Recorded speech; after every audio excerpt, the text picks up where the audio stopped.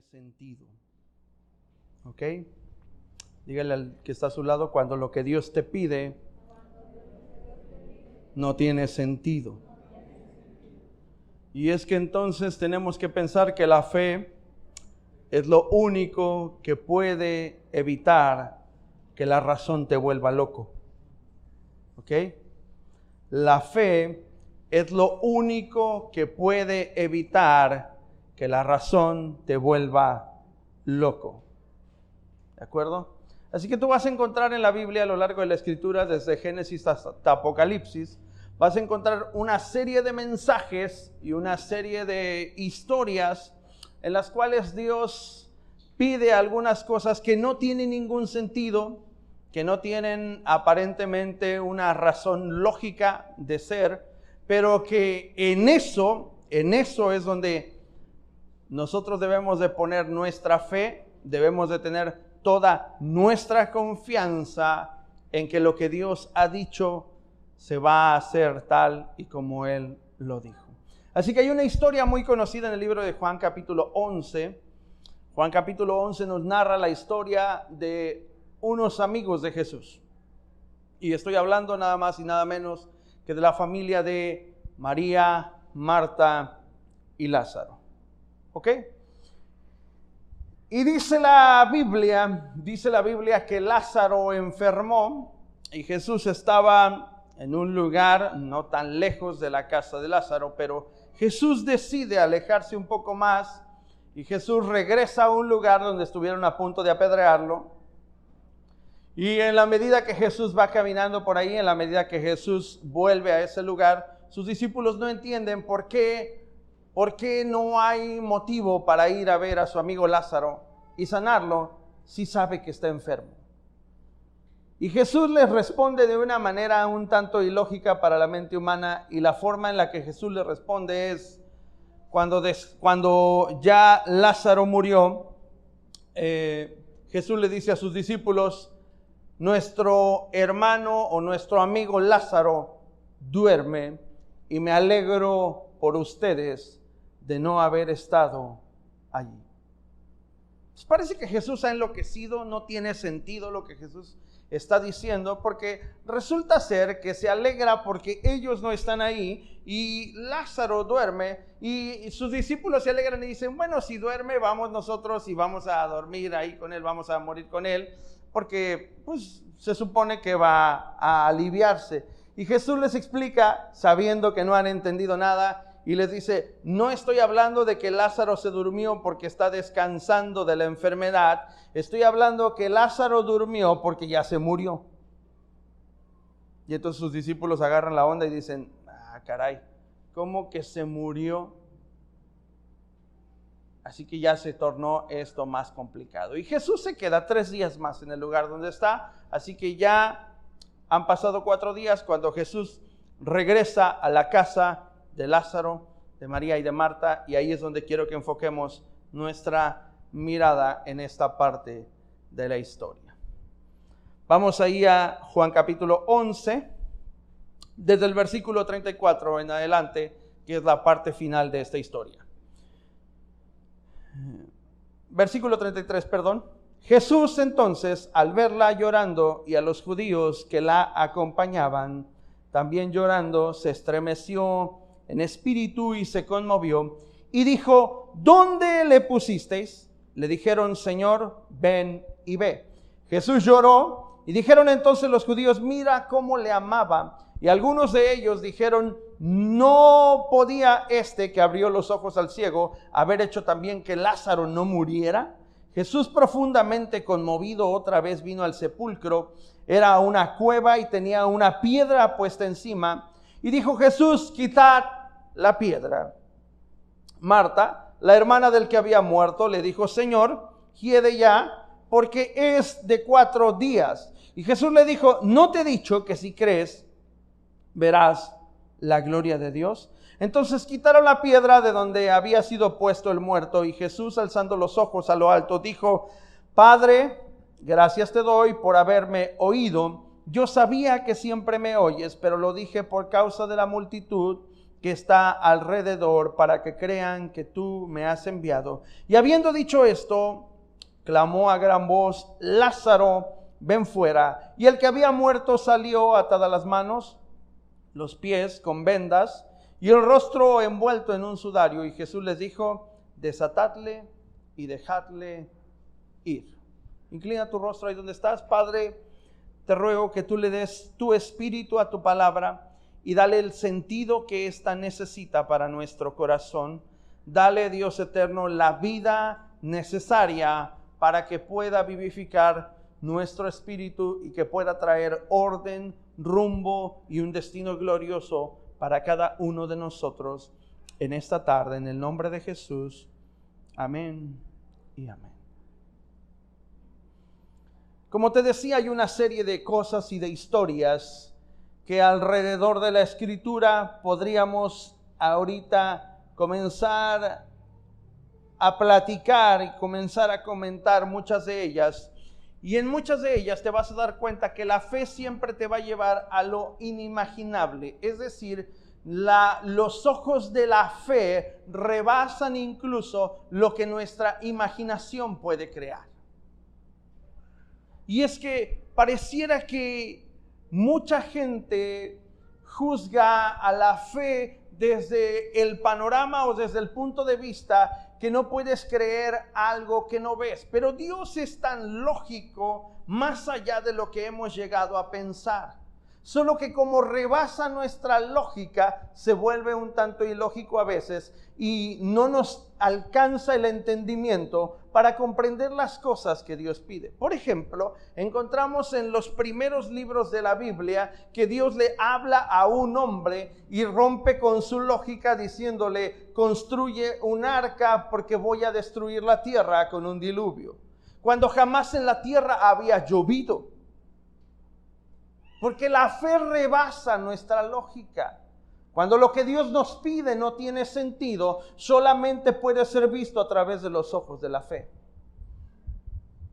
Cuando lo que Dios nos pide no tiene sentido, no puede ser visto a través de nuestra lógica humana. No puede ser visto a través de nuestro pensamiento finito. No puede ser visto a través de lo que nosotros hemos aprendido o incluso hemos sido instruidos o enseñados. Porque nosotros hemos aprendido un montón de cosas que solamente tienen una razón de ser y tienen una respuesta lógica. Que si rompe nuestra lógica, entonces ya nos metemos en problemas. Así que lo primero que Dios le pide a este hombre es: construye un arca y la vas a hacer de tal magnitud y vas a meter en ella 2 animales de cada especie. Y vas a entrar tú y tu familia. Invita a todos los que quieran entrar. Invita a todos los que quieran entrar. Y cuando esté lista, entonces es el momento en el que va a llover. Es impresionante que pasan 120 años. 120 años en los que ellos no ven llover, como para decir: es cierto lo que Noé nos está diciendo. No ven llover. Por eso es que la fe solamente puede ver más allá de lo que nuestros ojos, cuando nuestro espíritu está conectado al Espíritu de Dios. Es decir, nunca nadie podrá entender a Dios desde su propia perspectiva si no entra en una vida de fe. Podrás tener conocimiento de la Escritura, pero jamás podrás comprender lo maravilloso de Dios si no te atreves a entrar en la vida de fe que Dios pide. Así que tú puedes tener un montón de gente que ha experimentado, que ha vivido ciertas cosas, que conoce la Escritura, que sabe de la palabra, pero que no tienen una pizca de vida espiritual, porque no están viviendo a través de la fe. Vivir a través de la fe es incluso romper con los paradigmas de tu vida e incluso renunciar a tu propia persona. Jesús dice las siguientes palabras: cualquiera que no aborrece padre, madre, esposo, esposa, hijo, hija, no es digno de mí. Así que Jesús nos está invitando a renunciar a todo aquello que pudiese atarnos e incluso a nuestra vida misma, porque el que guarde su vida la perderá, pero el que pierda su vida por causa de mí la hallará. Eso solo se puede lograr a través de los ojos de la fe.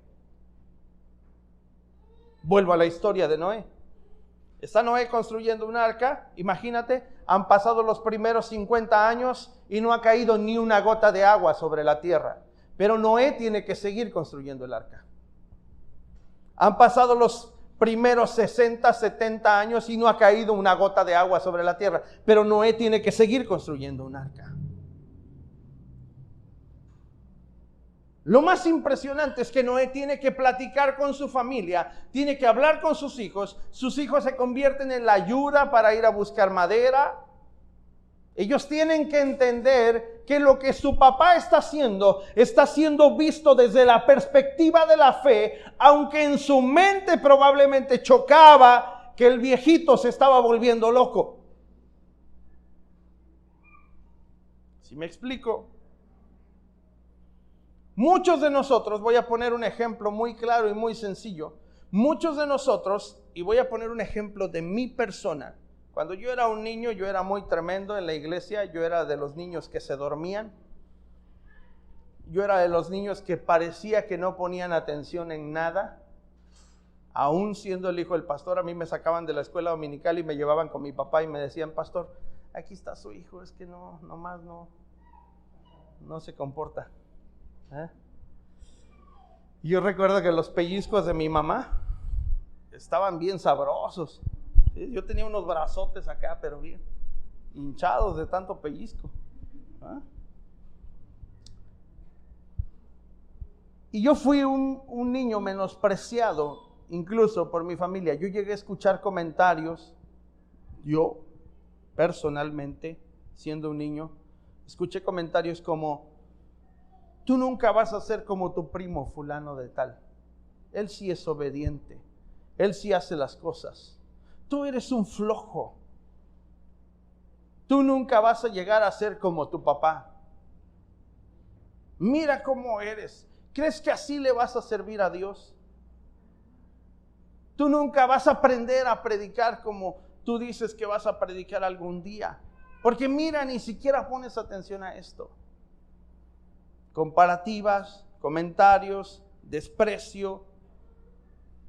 Pero siempre había alguien que veía desde la perspectiva de la fe, y ese era mi abuelo. Mi abuelo me llamaba, me sentaba con él y siempre me decía las siguientes palabras: algún día, cuando tú seas un siervo de Dios, tienes que saber hacer esto, esto y esto. Algún día tú vas a aconsejar a mucha gente y no debes de cometer estos errores y estos errores. Así que cuando todas las voces decían lo que yo no podía lograr, había una que estaba basada en la fe, que decía: un día tú vas a poder ver todo lo que yo te estoy diciendo hecho realidad. Y me encanta porque son esas cosas que desde la perspectiva de la fe en el momento no las entiendes. Probablemente eres el hijo despreciado, eres el hermano del cual no se espera que resulte nada, pero probablemente alguien ya vio desde la perspectiva de la fe, pensando y declarando sobre tu vida: cuando logres llegar a hacer esto, entonces todos se van a quedar asombrados de lo que Dios va a hacer contigo. ¿Por qué te digo esto? Porque al comienzo de la Biblia hay otra historia, y esa historia nos habla de un joven llamado José. Así que José es un muchacho menospreciado. José es un muchacho en el que se ha generado una envidia de sus hermanos hacia él, porque es amado por su padre, y su padre, que lo ve desde la perspectiva y desde los ojos de la fe, sabe que de José va a salir algo muy bueno. Aunque probablemente es el de la familia el que no hace nada, el flojito, al que papá y mamá le dieron todo, al que parece que es un inútil, que nada bueno puede salir de él. Pero el cielo ya lo marcó con algo especial. La perspectiva de la fe. Porque la fe rebasa nuestra lógica. Y hay cosas que Dios nos pide que no tienen sentido. ¿Cómo qué cosas nos pide Dios que no tienen sentido? Hay una serie de cosas que Dios nos pide que no tienen sentido. Como por ejemplo, no dejes de adorar en los momentos más complicados. Y eso es lo que aplica a José. José aplica ese pensamiento desde la perspectiva de que su único propósito y lo único que va a hacer que él pueda lograr ver cumplido el propósito de Dios es que él continúe adorando y exaltando a Dios, aún desde la perspectiva ilógica que tiene toda la demás gente. Así que a sus hermanos les parece ilógico que José llegue y les cuente un sueño y les diga: yo vi manojos alrededor de mi manojo y todos los manojos de ustedes se doblegaban ante mí. Yo vi a las estrellas del cielo y vi a las dos lumbreras más grandes y se doblegaron delante de mí. Y se burlaron sus hermanos y dijeron: ahora resulta que todos te vamos a rendir pleitesía a ti. Ahora resulta que te vamos a servir a ti, José. Porque la fe pide cosas que rebasan lo que nuestro pensamiento puede guardar. Y a veces lo que Dios pide no tiene sentido.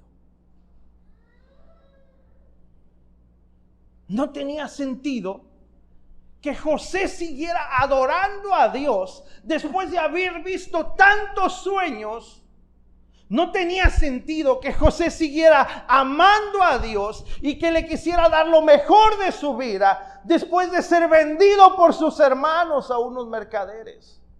Después de ser separado de su familia. ¿Qué sentido tenía seguir dándole lo mejor a Dios? No tenía sentido desde la perspectiva lógica que José siguiese honrando a Dios cuando fue puesto en la cárcel de manera injusta. Pero aún puesto en la cárcel de manera injusta, el propósito de José siempre fue agradar a Dios, aunque lo que Dios pidiera no tuviera sentido.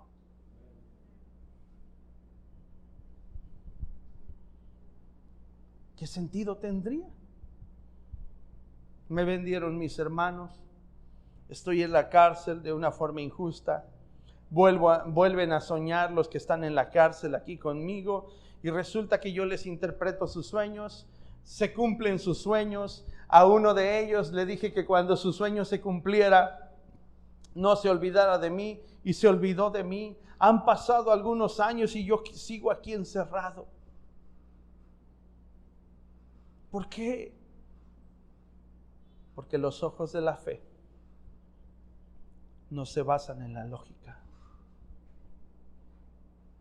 Y aunque parezca que todo lo que está ocurriendo a tu alrededor no tiene sentido, y Dios te dice: sigue creyendo, sigue confiando, sigue orando, sigue caminando.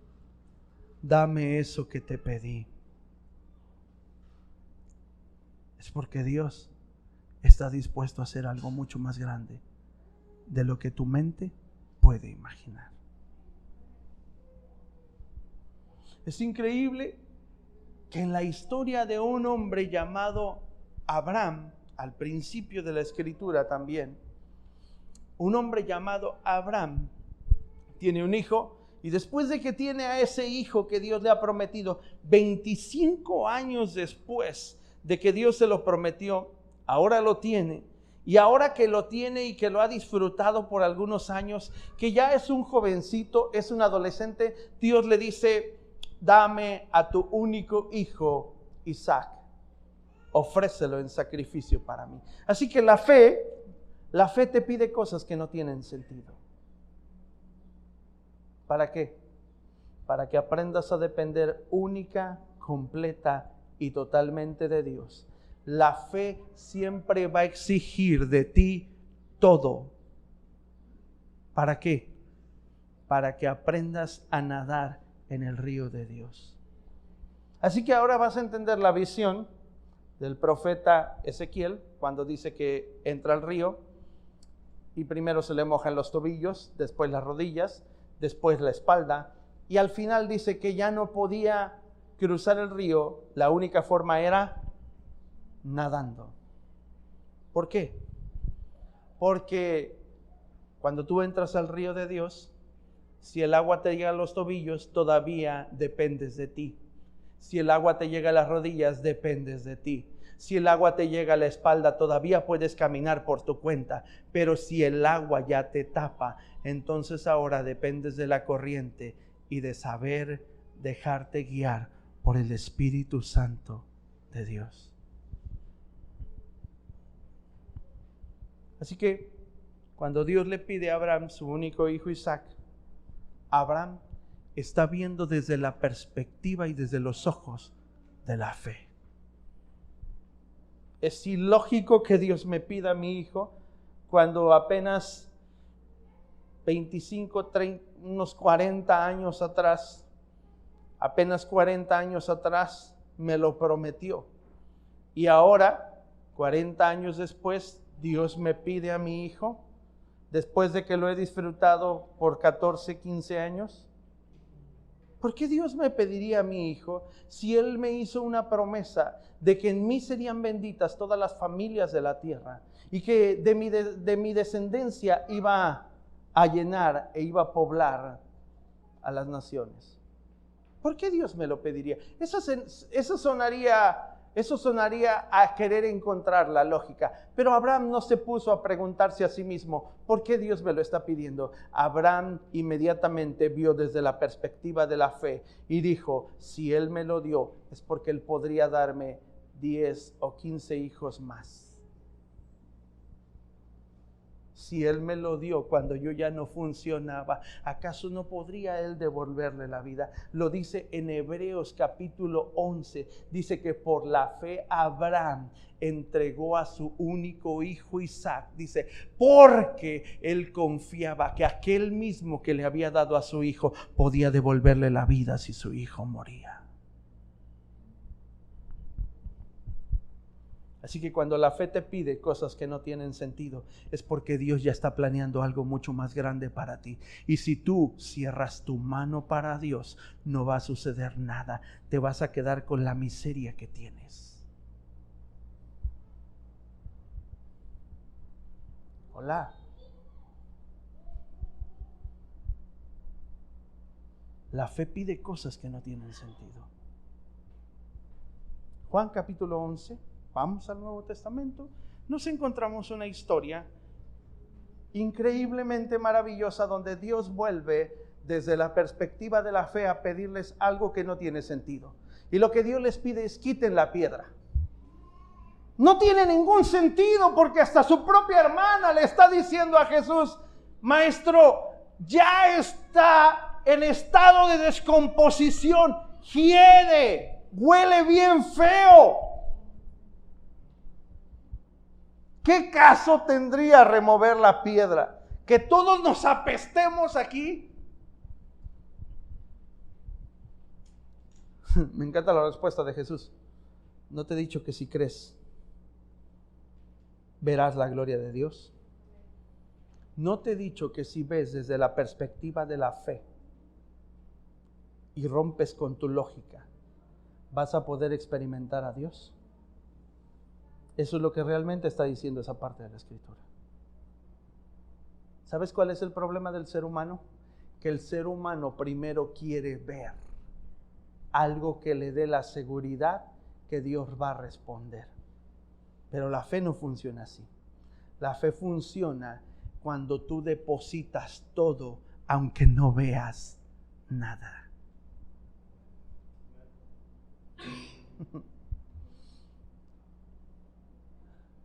Fue lo que hizo Jesús. Yo le pregunto, Jesús, ¿por qué está entregando su vida para ir a la cruz? Porque está viendo desde la perspectiva de la fe. Está viendo el resultado. Está viendo los cambios que un día Alejandro iba a experimentar. Está viendo el giro que dio la vida de Payín. Está viendo el cambio que Cruz iba a experimentar. Está viendo la transformación que Daniel iba a vivir. Jesús no está viendo tu pasado. Jesús está viendo desde la perspectiva de la fe lo que va a suceder en tu futuro. Así que Jesús, cuando le preguntan, ¿eres tú el rey de los judíos? Jesús dice, tú lo has dicho.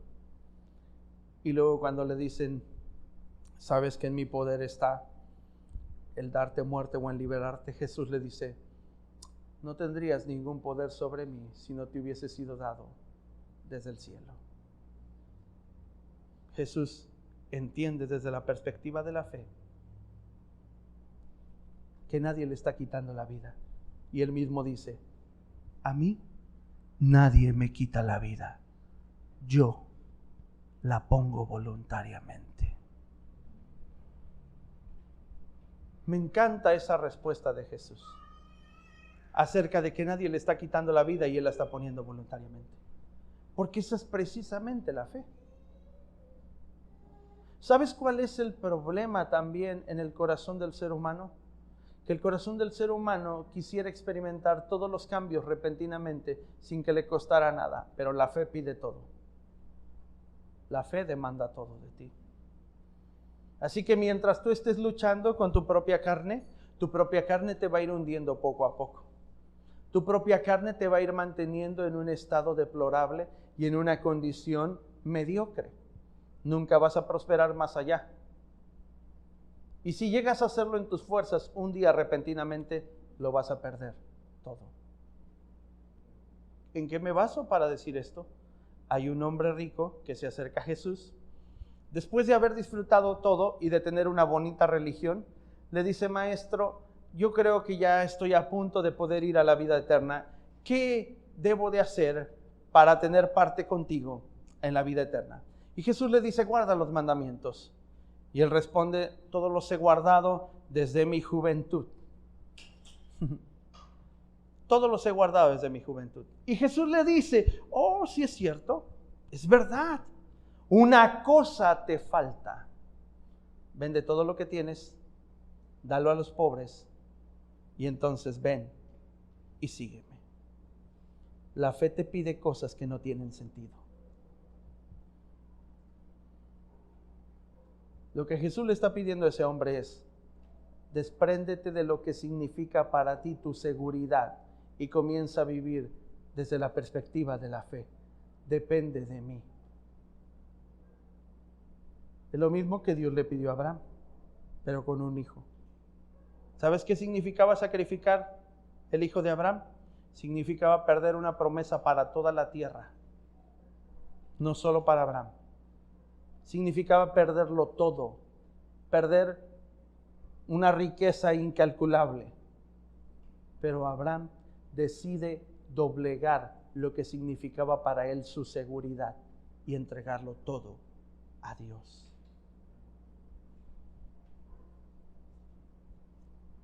¿Sabes qué significa remover la piedra y sacar a Lázaro? Significa que lo que está perdido solo puede ser recuperado desde la perspectiva de la fe, aunque lo que esté perdido ya esté podrido. La fe tiene la capacidad de darle vida a todo lo que no tenga y de cubrir de carne lo que ya esté podrido. Ezequiel, capítulo 47, nos narra la historia de un valle de huesos secos. Y mientras Ezequiel está viendo todo un valle de huesos secos, Dios le pregunta, Ezequiel, ¿vivirán estos huesos? Y Ezequiel responde, no sé, Señor, tú lo sabes. Y le vuelve a preguntar Dios, ¿vivirán estos huesos? Dios está llevando a Ezequiel a que vea desde la perspectiva de ¿qué? De la fe. Porque lo que Ezequiel estaba viendo, ¿qué era? Huesos secos. Y lo que Dios estaba viendo, ¿qué era? Un ejército incontable de personas que habían muerto a causa de su desesperanza. Eso es lo que dice la Biblia. Así que cuando Dios hace que Ezequiel pueda ver desde la perspectiva de la fe, le dice, profetiza sobre esos huesos secos y diles lo que ha de suceder con ellos. Hay otra historia en la Escritura de un hombre, y con esta voy a terminar, de un hombre llamado Job. Podríamos recorrer toda la Biblia y te podría contar muchas más historias. Te podría contar la historia de un joven llamado David, que es menospreciado por su propio padre, de un joven llamado David que termina siendo rey, y al término de su reinado, cuando entrega el trono a su hijo Salomón y están a punto de construir el templo del Señor, David decide quedarse una vez más en una condición donde pudiese depender única y estrictamente de Dios, dando todas sus riquezas para la construcción de la casa de Dios. La Biblia dice que dio toneladas de oro y de plata que tenía almacenadas. ¿Y David qué vuelve a hacer? Vuelve a depender única y estrictamente de Dios. Porque la fe pide cosas que no tienen sentido. Job, capítulo 13.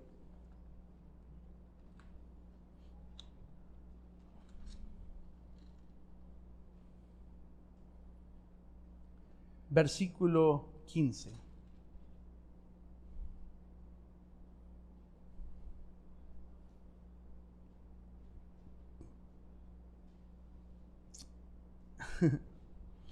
Versículo 15, mira lo que dice. He aquí, aunque él me matare, en él, ¿qué? Esperaré. No obstante, defenderé delante de él mis caminos. Job le está contestando a uno de sus amigos que le ha dicho, su propio amigo le ha dicho a Job, tú estás en pecado y por eso estás viviendo en esa condición, Job.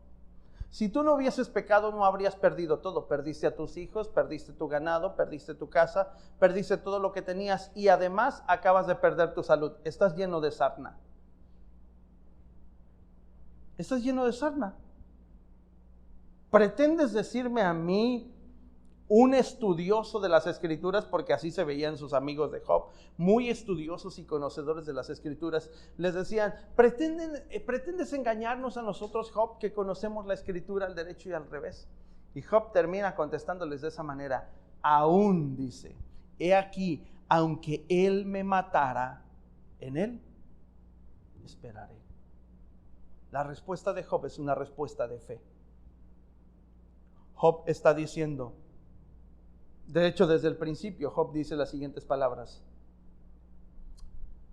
Jehová dio, Jehová quitó, sea el nombre de Jehová bendito.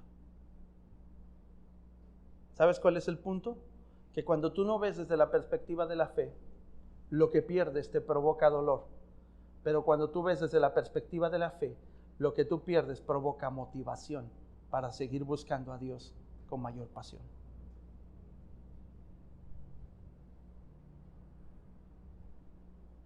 Por eso es que Jesús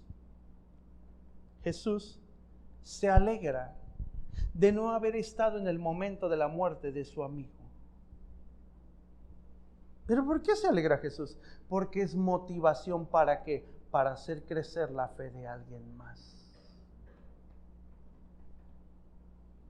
Es decir, de sus discípulos. Jesús está diciendo, yo tengo la fe suficiente para hacer que Lázaro vuelva a vivir.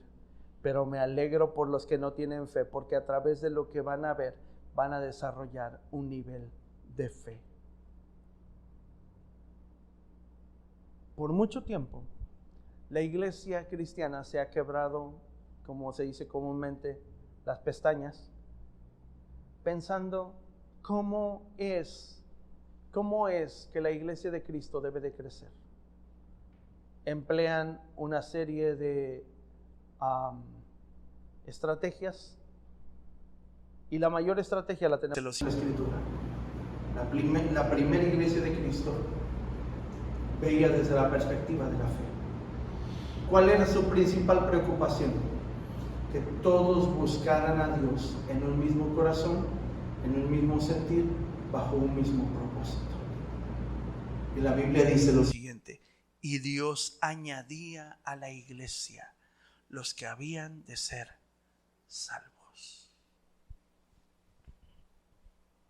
Porque la fe no busca, la fe atrae.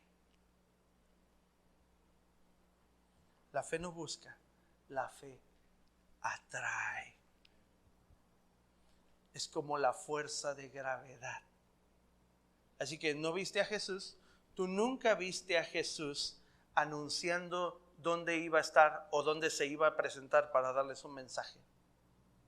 Jesús se plantaba y ¿qué pasaba? Las multitudes se agolpaban para escuchar el mensaje de Jesús.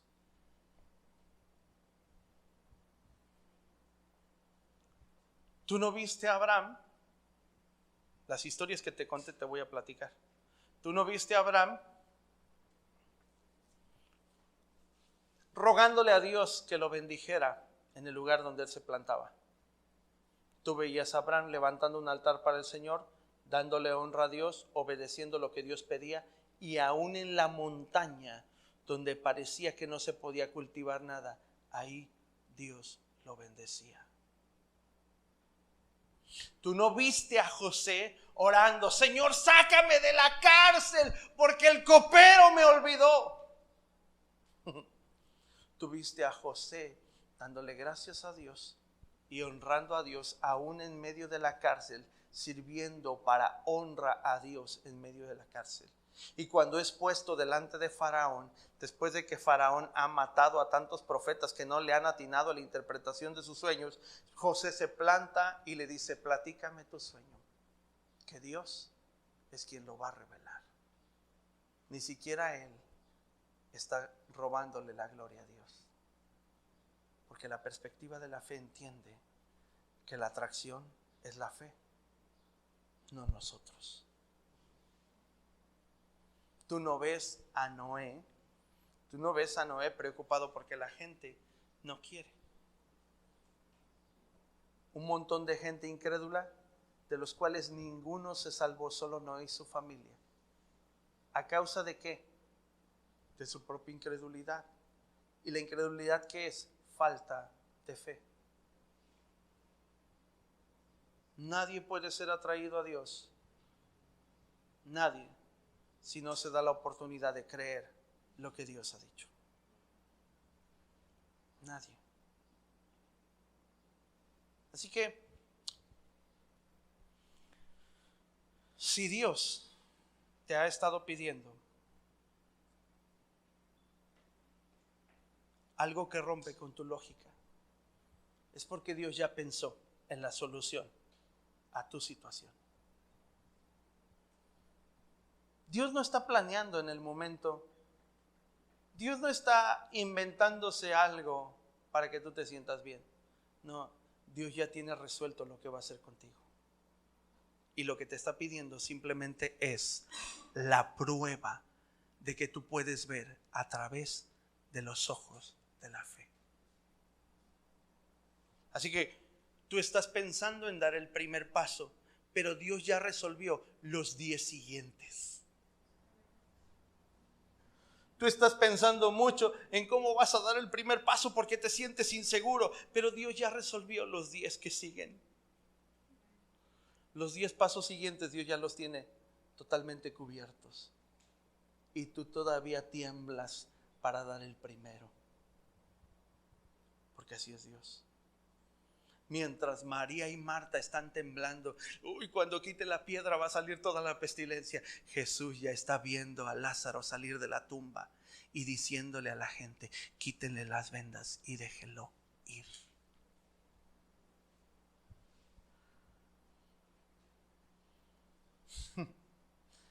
Mientras Abraham está pensando si le clava el puñal a Isaac, Dios ya está poniendo un cordero atorado en los cuernos allí en medio de una zarza. Mientras Abraham todavía está pensando, Dios le dice, mira a tu derecha, ahí está la respuesta. Yo la puse desde hace rato, pero el estar pensando si das el siguiente paso no te deja ver la respuesta que Dios ya tiene lista. Por eso, cuando Dios te pida cosas que no tengan sentido, mi consejo es, obedece, porque seguramente lo que sigue es mejor de lo que estás dejando atrás. Lo que sigue es más grande de lo que ahora crees que estás perdiendo. Job, dice la Biblia, que no atribuyó en sus palabras a Dios despropósito alguno. ¿Y qué hizo Dios con Job? Le dio 4 veces más la riqueza que ya tenía.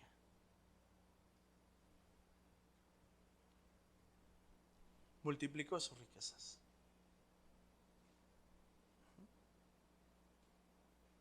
Pero Job no dejó de ver desde la perspectiva de la fe. En su peor momento, cuando su esposa le dice, maldice a tu Dios y muérete, porque la neta te ves fatal, tú ya no tienes remedio, mejor maldice a tu Dios y muérete.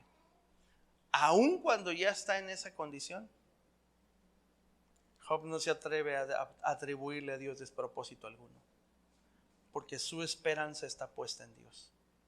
Y cuando sus amigos lo están condenando, Job termina respondiéndoles, aún si él me matara, yo voy a seguir esperando en él. Eso es fe. Ponte de pie, por favor.